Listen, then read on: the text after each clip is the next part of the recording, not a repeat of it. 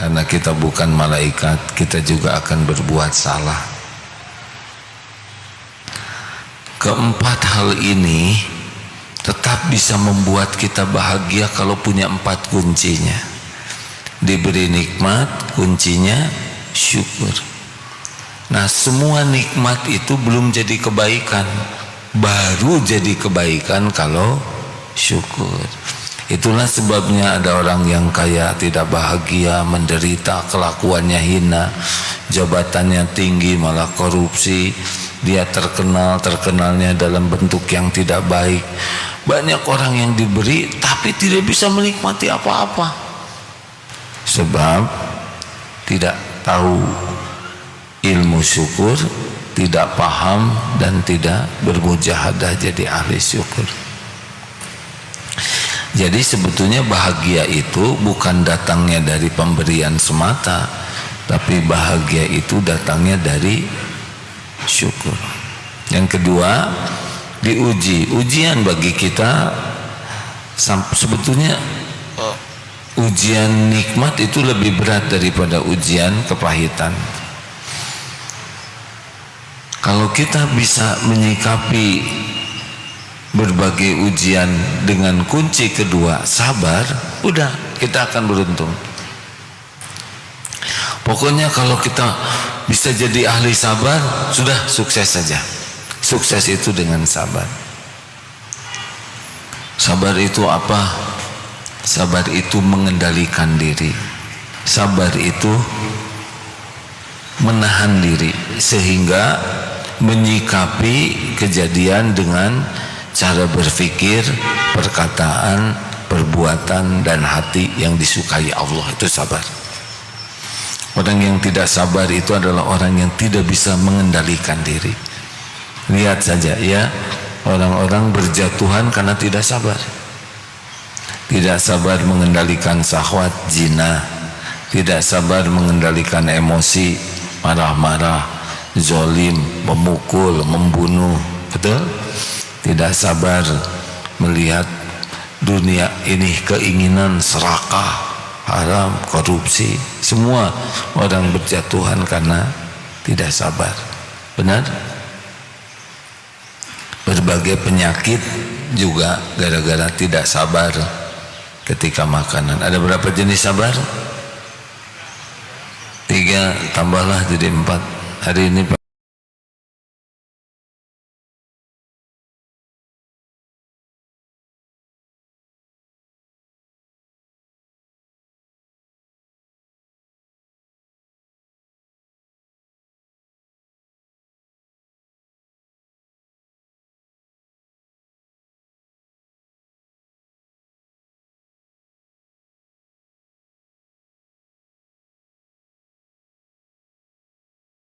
mudah, bisa berjam-jam, minimal sia-sia tapi banyaknya dosa. Sabar ke HP ini, sabar menghadapi maksiat, ini yang terberat, banyaknya tidak sabar. Yang kedua, sabar ketika sedang taat. Sholat barusan tidak sabar, tidak khusyuk. Sholat barusan harus sabar kalau mau khusyuk. Kalau tidak ya ngelamun sajalah. Mulut komat kamit, badan bergerak tapi hati gak ingat Allah. Ngaji harus sabar, kalau enggak Allahu Akbar, Bismillahirrahmanirrahim, Yasin, Allahu Akbar. Satu ayat ya. Ada ayat kursi, ada Yasin, sama-sama satu ayat, benar? Hanya beda jumlah hurufnya. Tarawih nanti bukti kesabaran. Mau nyari masjid yang mana? Sudah senyum. Dari sekarang kan sudah dibidik masjid yang paling pendek bacaannya. Sabar. Saum harus sabar. Kenapa Senin Kemis nggak kuat? Nggak sabar aja. Ramadan kuat, Senin Kemis nggak kuat.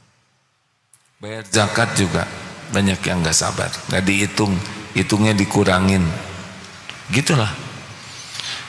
Tahajud hanya bisa oleh orang sabar, kalau tidak maunya deket azan aja, hanya witir, itu pun cepat, begitulah.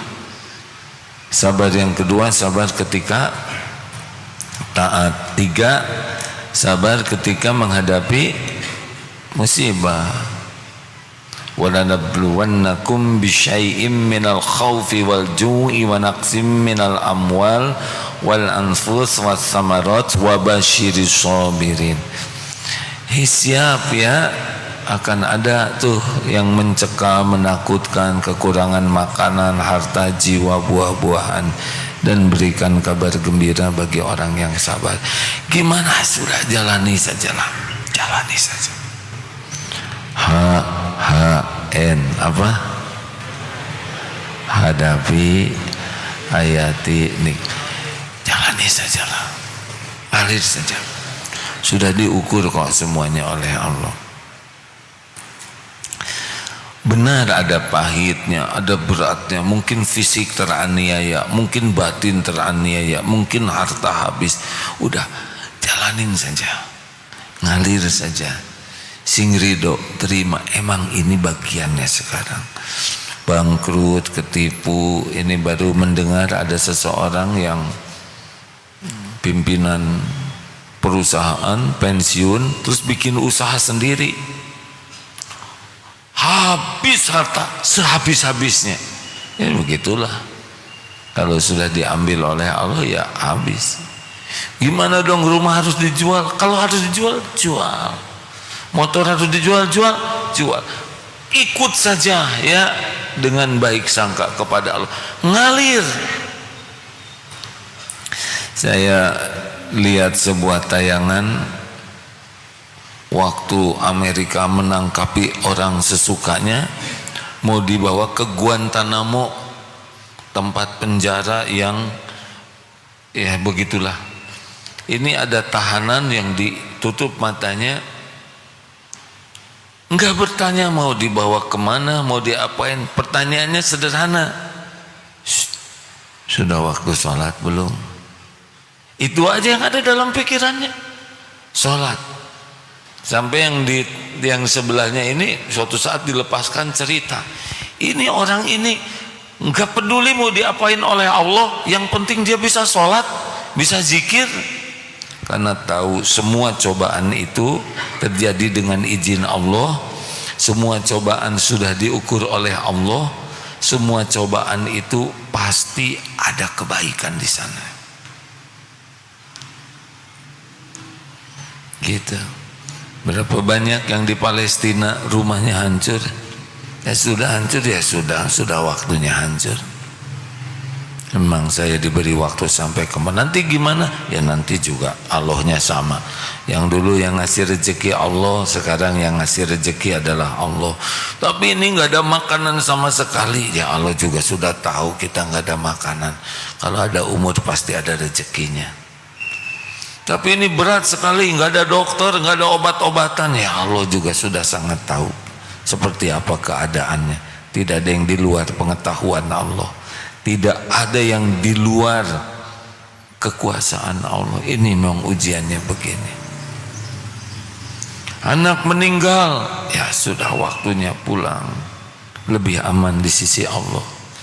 Tidak akan menderita, tidak akan kelaparan, tidak akan kesakitan. Tuh begitu hadirin, mengalir. Dengar-dengar hari Ahad besok. Sekarang hari apa? Kamis, Jumat, Sabtu. Katanya akan ada gencatan senjata di Palestina. Ya semua dengan izin Allah. Tidak ada yang tidak diukur oleh Allah. La yukallifullahu nafsan illa wus'aha. Jadi nanti kalau lagi itu ikut saja. Itu rahasianya kalau mana. Ikut ke takdir Allah. Kita ikhtiar, kita berobat. Kita berobat. Seperti Siti Hajar, sofa marwah, tapi hati ikut. Ya Rob, Engkau tahu keadaan kami, Engkau tahu kami tidak punya minum, tidak punya makan. Ismail bayi ciptaanmu, kurang lebih seperti itulah ya. Tetap jalan ke atas, syariat sempurnakan, tapi tidak ada komplain kepada perbuatan Allah. Ini sabar, ridho ke takdir, ikhtiar, sempurnakan, tapi hati ya semua ada yang ngatur, semua udah diukur, semua ada pahalanya, semua ada penggugur dosanya, gitu. Dengar-dengar ada yang dipenjara dulu di salah satu penjara di Zolim juga begitu. Ibu-ibu mujahidah dimasukkan seorang tahanan untuk menodai. Ibu ini daiyah.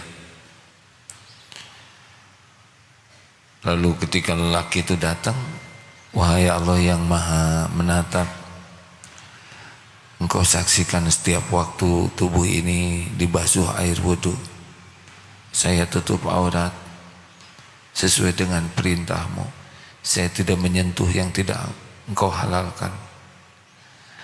Engkau maha melihat, akankah Engkau rela hambamu ini dinodai?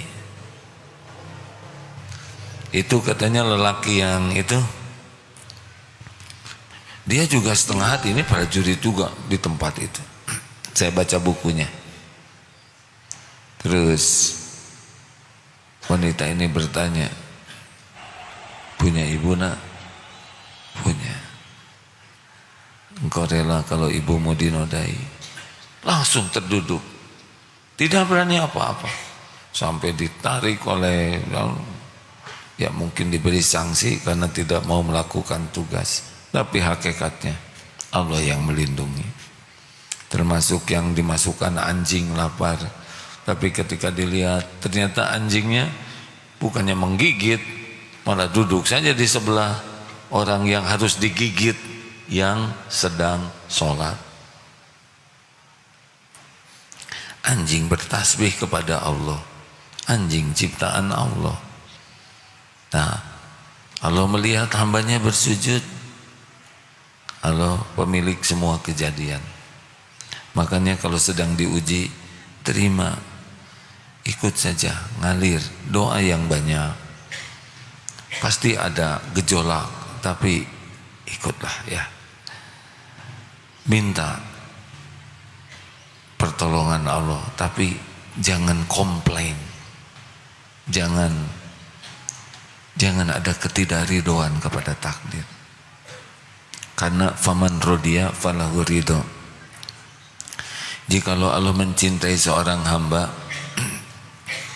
kalau Allah mencintai seorang hamba, Allah akan memberikan ujian kepada hamba tersebut.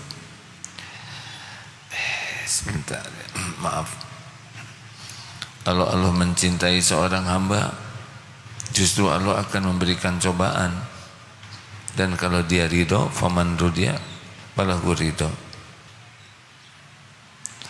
Ini saya baca lagi ya. Inna ujmal jazai wa ujmil balai, sesungguhnya besarnya pahala balasan dari Allah sesuai dengan besarnya bala ujian yang menimpa. Wa innallaha idza ahabba qauman, dan sungguh jika Allah mencintai sesuatu kaum, ibtalahum, Allah memberikan ujian kepada mereka. Faman rodiya, barang siapa yang ridho, menerima apa yang Allah lakukan kepada diri kita, falahu ridho, maka Allah pun akan ridho kepadanya. Waman sakhita falahu sakhatu, dan barang siapa yang tidak ridho, murka, marah ke Allah, maka Allah pun murka kepadanya. Hadis riwayat Ibnu Majah. Dan ini Dikatakan oleh Syekh Muhammad Nasiruddin bahwa sebuah cobaan bisa menjadi suatu kebaikan dan menjadikan orang yang tertimpa dengan musibah itu menjadi orang yang dicintai Allah bila ia sabar menghadapi cobaan tersebut dan menerima semua ketentuan Allah yang telah ditakdirkan kepadanya. Ini di sini beratnya tuh ya. Kita sering tidak terima padahal pasti baik. Ketipu, saya bukan ngedoain kita ketipu ya, ketipu, sakit, bangkrut, hal-hal yang tidak suka itu pasti di sana ada kebaikan. Bahkan sampai terbunuh sekalipun, kalau kita di jalan Allah memang sudah waktunya meninggal. Yang penting kita yakin ini terjadi, ma asaba min musibatin illa biidznillah. Ini terjadi dengan izin Allah. Tidak ada kejadian yang bisa menimpa kita tanpa izin Allah, baik nikmat maupun musibah. Walaupun nyamuk menggigit, walaupun jatuh rambut, semuanya hanya bisa terjadi biiznillah. Kita dihina, ditipu, difitnah, apapun hanya bisa terjadi biiznillah. Dan kalau orang yang beriman, wa may yu'min billah yahdi qalbah. Kalau kita yakin ini terjadi izin Allah, kita tuh milik Allah. Allah sudah menghitung semuanya. Allah Maha tahu keadaan kita, lebih tahu dari kita sendiri. Allah tahu apa yang terbaik bagi kita.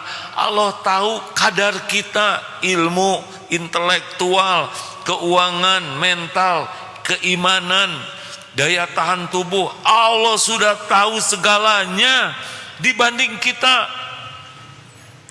Jadi kalau terjadi sesuatu ini udah diukur, selalu begitu, husnuzon.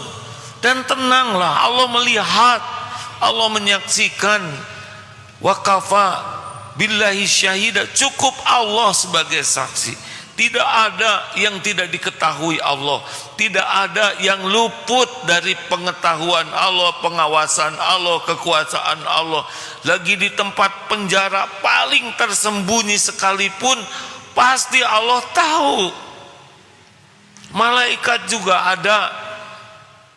Ini harus sampai ke sana. Kalau enggak kita akan merasa sendirian. Misal kita tersakiti atau disakiti, atau siapa kemarin yang sakitnya itu sakit sekali katanya, itu pun udah pasti diukur oleh Allah dan habis itu dosa-dosa itu. Ya, semoga kita dilindungi oleh Allah dari kepahitan, sakit yang berat. Doanya gimana? Rabbana hablana. Itu makan. Ini makan lagi. Rabbana la tu'akhidna in nasina aw akhtana. Rabbana wala tahmil alaina isran kama hamaltahu 'alal ladina min qablin, supaya janganlah ditimpa seperti umat-umat terdahulu. Rabbana wala tuhammilna ma la taqata lana bih wa'fu 'anna waghfir lana warhamna anta maulana fangsurna 'alal qaumil kafirin. Itu doa itu harus dibaca terus itu, supaya kita bisa menghadapi cobaan. Jadi kita tidak pernah sendirian. Tidak ada kejadian yang di luar pengetahuan Allah. Wa huwa ma'akum aynama kuntum wallahu bima ta'maluna basyir. Dan dia, Allah, bersamamu dimanapun engkau berada, dan Allah maha melihat apapun yang engkau kerjakan. Jadi kita dalam sulit, dililit utang, difitnah, atau di tempat yang terancam, enggak ada yang di luar pengetahuan Allah. Maaf ya, seperti keadaan saudara kita di Palestina yang sangat lapar, ibu yang gendong anak, semuanya disaksikan Allah. Kenapa Allah enggak menolong? Kata siapa enggak menolong? Ya, siapa yang lebih sayang kepada orang Palestina selain daripada Allah penciptanya? Kita sayang, tapi sebentar aja kita ingat orang Palestina, benar? Kita sedekah-sedekah, tapi sedekah kita sedikit saja. Doa kita ala kadarnya. Allah penciptanya, Allah lebih mencintai orang beriman dibanding seorang ibu yang mencintai anaknya. Rahmat Allah yang diturunkan ke makhluk seluruhnya itu cuma 1/100, sampai induk ayam tidak bisa nginjek kaki ke anaknya. 1/100 dibagikan ke semua makhluk. Lihat ibu berkorban habis-habisan buat anaknya. Allah pemilik semua kasih sayang. Jadi walaupun kita lagi diuji berat, tetap husnuzon, baik sangka. Ini ujian harus saya jalani. Ini ujian sudah diukur. Ini Allah mengetahui pedihnya hati, lukanya, sakitnya, habisnya, laparnya, berguncangnya, takutnya. Tidak ada yang tidak diketahui oleh Allah. Wa huwa alimun bidati sudur. Makanya dengar, ma asaba min musibatin illa biiznillah. Tidak ada satupun musibah yang menimpa kecuali dengan izin Allah. Wa may yu'min billah. Barang siapa yang beriman kepada Allah, nah seperti yang tadi dikatakan, ini saya makhluk ciptaan Allah, apapun yang terjadi dengan izin Allah, Allah maha baik. Pokoknya husnuzon. Lihat, yahdi qalbah, Allah akan memberi petunjuk di hatinya, diberikan ketenangan, dibukakan hikmah, dia diberi karuniakan kesabaran. Wallahu bikulli syai'in alim, dan Allah maha mengetahui segala-galanya. Bikulli syai'in alim, Allah mengetahui segala sesuatu, tidak ada yang tersembunyi. Seperti sekarang Allah mengetahui segala-galanya, tidak ada yang luput. Innallaha la yakhfa alaihi syai'un fil ardi wala fis sama. Bagi Allah, sesungguhnya bagi Allah tidak ada yang tersembunyi di bumi maupun di langit. Tidak ada yang tersembunyi. Jadi jangan salah komentar ya. Hadapi saja, hadapi, hayati, nikmati, jalani saja. Allah melihat kita menjalani cobaan. Tidak ada yang tersembunyi, dimanapun, kapanpun. Allah tahu apa yang kita rasakan, pedihnya, lukanya. Mau yang tersembunyi juga tidak ada yang tersembunyi bagi Allah Subhanahu wa ta'ala. Ini penting. Jangan berkeluh kesah, jangan salah bicara, jangan berburuk sangka. Husnuzon, ana inda zonni abdi bi, aku sesuai dengan prasangka hambaku. Tenanglah ya. Tiap di antara kita punya ujian masing-masing.